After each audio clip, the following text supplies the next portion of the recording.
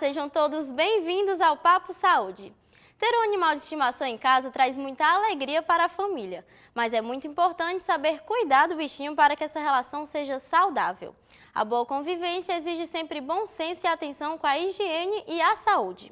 Pesquisas e estudos em todo o mundo comprovam que o contato com os animais traz tranquilidade e bem-estar às pessoas. Os cães estão cada vez mais humanos, se vestem, possuem nomes de gente, passeiam no shopping e até fazem sessões de spa. De melhores amigos foram promovidos a filhos. Até que ponto essa relação é saudável? Até o ponto onde eu tenho um apego muito grande pelo meu animal, mas eu sei e reconheço que ele é um animal, né? Isso não quer dizer que você não possa dar carinho ao seu animal, dar a melhor ração, como eu disse, dar tudo de melhor para ele, porém eu tenho que atender às necessidades dele enquanto animal. A cada dia essa proximidade aumenta. Se para os adultos já é difícil lidar com a perda de um bichinho, imagine para uma criança. Saiba agora como os pais devem agir diante dessa situação. A gente deve dizer sempre a verdade. Um erro que algumas famílias fazem é que quando perdem, morre um cãozinho, eles correm, compram um outro cão e colocam no lugar. E eu nunca vi uma criança que tenha sofrido perdas que deixe de ter uma infância feliz. E depois de elaborar aquela perda, a gente pode até comprar um outro, mas vai ser o Bidu, não vai ser o Totó. E aí a criança vai compreender isso. Segundo a pesquisa realizada pela Associação Brasileira da Indústria de Produtos para Animais de Estimação, o cachorro é o animal que tem a preferência dos brasileiros. Ao todo, são aproximadamente 35 milhões. Juliana Maia está dentro dessa estatística e possui 2 cachorrinhos. Ela nos contou um pouco sobre como é a relação entre eles. Juliana Maia tem como afetividade familiar os seus animais de estimação. Fala que possui uma relação de amor e carinho e não consegue viver sem os seus bichinhos. A gente fica mais humanizado, né?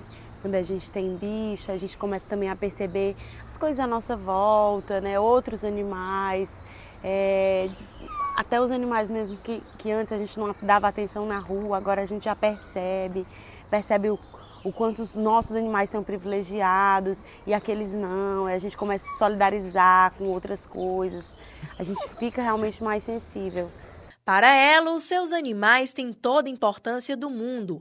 Ela nos conta que eles trazem alegria para sua casa e dão movimento à sua vida pessoal. E como será a sua rotina? Minha rotina, eu não tenho rotina, é uma loucura. Eu conto com o apoio da minha avó, da minha mãe, que são pessoas que estão sempre em casa. O apoio da minha irmã também, mas eu não tenho rotina, é uma loucura. A alimentação deles, quem cuida, logicamente, eu compro a ração, mas quem cuida dos detalhes, ou uma verdura, o frango e tal, é a minha avó. Ela tem horários bem marcadinhos para alimentá-los, ela é fofa, maravilhosa.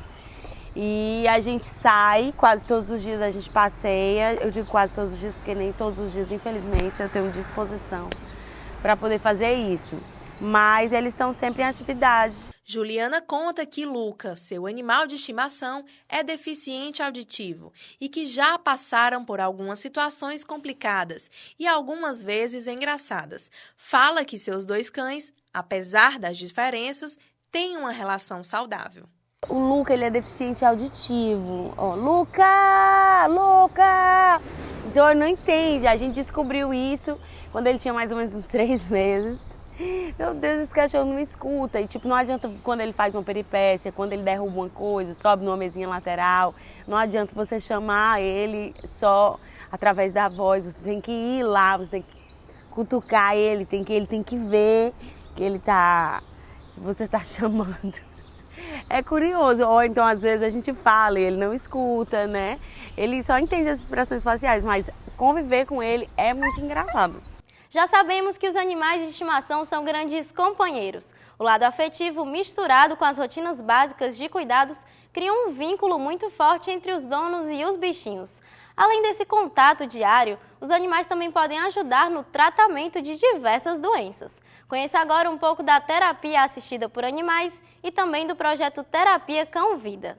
A influência positiva dos animais sobre os pacientes pode ser útil em tratamentos psicológicos, neurológicos e físicos. Os cães são os animais mais apropriados para o uso em atividades terapêuticas.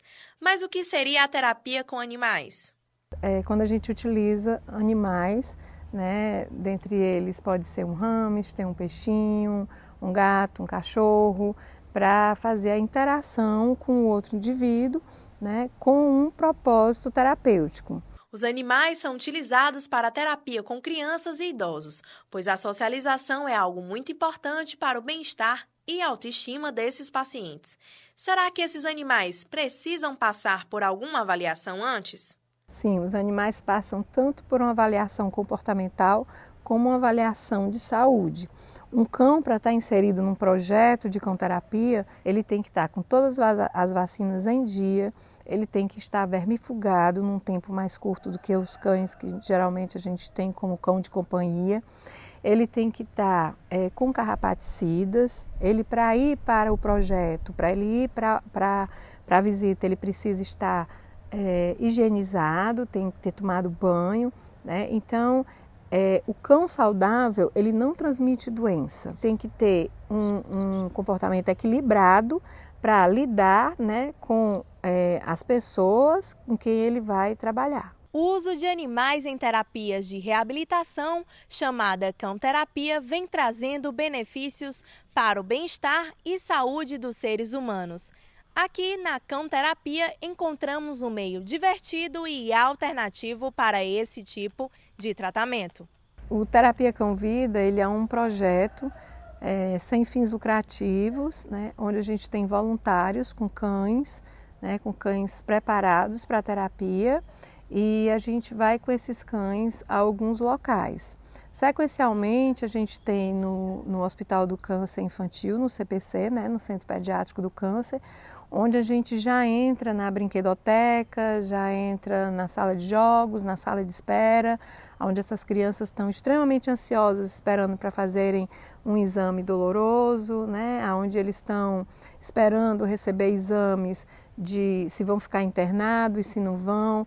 Então é um local que, apesar de ser extremamente agradável, é um local ainda tenso, porque as crianças estão ali aguardando notícias, boas ou ruins, né? Então, quando eles têm esse contato com o cão, eles, por alguns momentos, eles conseguem esquecer esse ambiente hospitalar em que eles estão inseridos. Como vimos, a terapia com cães também ajuda a curar traumas enfrentados pelos pacientes. Se interessou pelo projeto, você pode participar como voluntário. É só acessar o site que está aparecendo aqui embaixo e se inscrever. Fiquem ligados que o Papo Saúde volta já!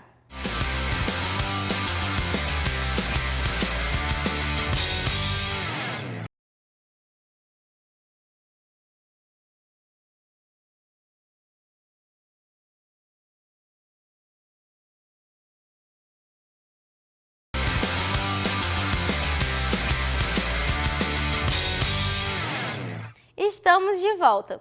Agora já conhecemos os benefícios que o convívio com os animais podem nos trazer. Mas você que tem um bichinho de estimação, sabe como cuidar devidamente dele? Nossa equipe foi até uma clínica veterinária conversar com os especialistas. Para mantermos contato com os animais domésticos, são necessários alguns cuidados, tanto para garantir a saúde dos animais, como também das pessoas que convivem com eles. É aconselhável procurar um veterinário para saber qual é o mais indicado para cada estilo de vida. Então, tem animais que são indicados para casa, outros animais são indicados mais para apartamento. E assim ele vai dar mais ou menos uma ideia para a pessoa de quais os cuidados, né? Os animais dão despesa também, exigem tempo, e as pessoas às vezes só se tocam nesse aspecto depois de já estarem com o animal. E qual a frequência recomendada para levar o pet ao veterinário? Existem animais que basta uma vez por ano fazer as vacinas e fazer o check-up anual. Geralmente animais de pelo curto, né? Outros animais que têm uma pelagem que merece, né, e exige maiores cuidados, esses a frequência varia desde semanal até mensal. Mas essa frequência vai, digamos assim, ser determinada pelo tipo, aonde ele mora, se ele mora num apartamento, se ele mora numa casa, se ele tem contato com grama, com terra. Os gatos, de modo geral, se cuidam, tá? Melhor que os cães. Então, inclusive, dispensam o banho. Um gato saudável, ele mesmo cuida da própria higiene, não necessita banho. É comum animais transitarem pela casa como membro da família. Esse comportamento traz riscos? Se o animal tiver com as vacinas em dia saudável, ele não representa, mesmo que ele compartilhe o sofá, mesmo que ele compartilhe a cama, ele não representa nenhum risco à saúde humana. A vacinação é um dos cuidados mais importantes que devemos ter com os animais domésticos. Elas previnem os bichos de doenças mais simples até as mais fatais. Os cães e os gatos, eles são vacinados em períodos diferentes, né? O cão, ele deve ser feita a primeira vacina em torno do 45º ao 60º dia, ou seja, entre 45 e 60 dias de vida, a primeira dose da vacina, com repetições a cada 30 dias, até completar 3 doses. E o gato, aos 90 dias, com repetição após 30 dias. Nós temos um calendário de vacinação muito diferenciado, assim, algumas diferenças entre regiões. Aqui no Nordeste, a gente vacina os cães, quando filhote, 3 doses de vacina para parvovirose, sinomose, leptospirose, parainfluenza, hepatite, coronavírus e raiva. Essas vacinas, a maioria delas, são doenças virais que acometem filhotes e adultos. Só que na fase mais tenra do animal, nos primeiros 3, 4 meses de vida, a incidência dessas doenças é muito mais prevalente, então se vacina com mais frequência. A principal delas é a vacina antirrábica, que é a que é obrigada pelo governo, né, que todo proprietário de cão tem que fazer, que normalmente se faz entre o 4º e o 6º mês de vida. Mas as vacinas para animais domiciliados hoje, elas são essas viroses e a antirrábica. A prevenção contra a verminose merece uma atenção especial, já que alguns desses vermes podem ser transmitidos aos seres humanos. O tratamento para verme, a prevenção para as verminoses, ela tem que ser mais focada no filhote. Assim como as crianças, os animais jovens, cães e gatos, também são mais susceptíveis às verminoses. Então, normalmente a gente aconselha as vermifugações mensais, dar remédio para verme mensalmente, até que o animal tenha completado 4 a 6 meses. Depois disso, você pode vaciná-los, vermifugá-los, entre 4, 6 ou 12 meses, dependendo da situação. Animais que se expõem mais, por exemplo, que vivem em casas que têm jardim, vivem em sítio, fazenda, você vermifuga com mais frequência. Animais que vivem dentro do apartamento, que não se expõem tudo, você pode fazer períodos mais longos de vermifugação. Mas variando entre 3 até 1 ano, uma vez por ano. Outra preocupação comum dos donos dos animais é com as pulgas e com os carrapatos. Esses parasitas, além de deixarem o animal com aspecto ruim, são também transmissores de doenças. O carrapato transmite 4 doenças diferentes. Então, essas doenças, a mais comum é a ehrlichiose, que é conhecida como doença do carrapato, a babésia, o hepatozum, que é uma doença que inclusive é zoonose, pode ser transmitida também para o ser humano, e o mal de Lyme, que também é zoonose, certo? Mas a mais frequente em Fortaleza é a ehrlichiose, que é a doença do carrapato. Como é que esses animais pegam pulga e carrapato? Geralmente eles têm que ter contato com um animal parasitado, então uma pulga pula de um cachorro para o outro, ou um carrapato se desprende de um cachorro e vai parasitar o outro, ou então o próprio ambiente. Então, se andar somente no calçamento, dificilmente o animal vai ter contato com as formas infectantes, que são as larvas e as ninfas. Hoje em dia, o contato que o ser humano tem com o animal exige que os carrapaticidas sejam seguros.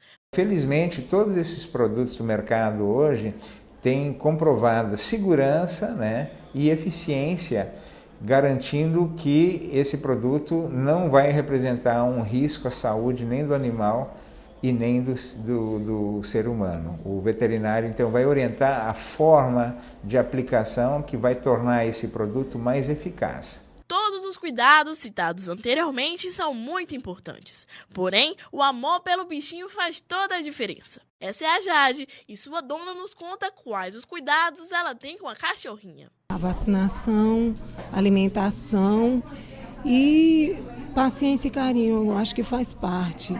Porque o animal sente quando é amado, E isso, no sistema imunológico do animal, ela responde muito melhor a qualquer doencinha que ela possa adquirir do meio ambiente, né?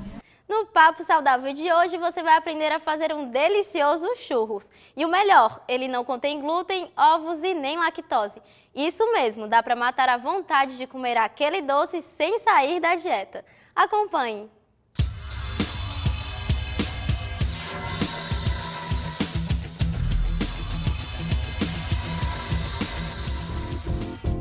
Você conhece os benefícios da farinha de arroz? Para quem não sabe, essa farinha não contém glúten, auxiliando na prevenção de doenças no aparelho digestivo, no coração e no controle do diabetes. Pode ser uma alternativa de substituição da farinha de trigo, principalmente para os celíacos, pessoas que são intolerantes ao glúten. Outra característica é o seu alto teor de aminoácidos. É um cereal hipoalergênico e, por conta do seu sabor suave, pode ser utilizado em várias receitas. E quem disse que quem está de dieta não pode comer churros? Aprenda a fazer uma deliciosa receita de churros saudável. Anote agora os ingredientes: 5 colheres de sopa de farinha de arroz, 5 colheres de sopa de farinha de aveia, 1 colher de sopa de polvilho doce, meia xícara de leite desnatado, 150 gramas de batata doce, óleo para untar e canela e açúcar demerara a gosto. Modo de preparo: o primeiro passo é amassar bem a batata doce já cozida. Vá acrescentando aos poucos a farinha de arroz, em seguida a farinha de aveia e também o polvilho doce. Misture bem. Se preferir, use as mãos para mexer a massa. Coloque aos poucos o leite, prestando atenção na consistência, pois o ponto é parecido com uma massinha de modelar. Modele os churros e passe-os na mistura do açúcar demerara com a canela. Leve ao forno pré-aquecido em 180 graus por 15 a 20 minutos. Pronto, retire-os do forno e, se preferir, polvilhe um pouco mais. O churro saudável está feito. Agora é só se deliciar. E aí, ficou com água na boca? Faz a receita e conta pra gente. E qualquer sugestão que você quiser mandar para o nosso programa é só ligar para o 3477-3422 ou envie um e-mail para paposaudiunifor@gmail.com. O Papo Saúde de hoje vai ficando por aqui. E claro, não esqueça de curtir a nossa fanpage, programa Papo Saúde. Tchau, até o próximo programa.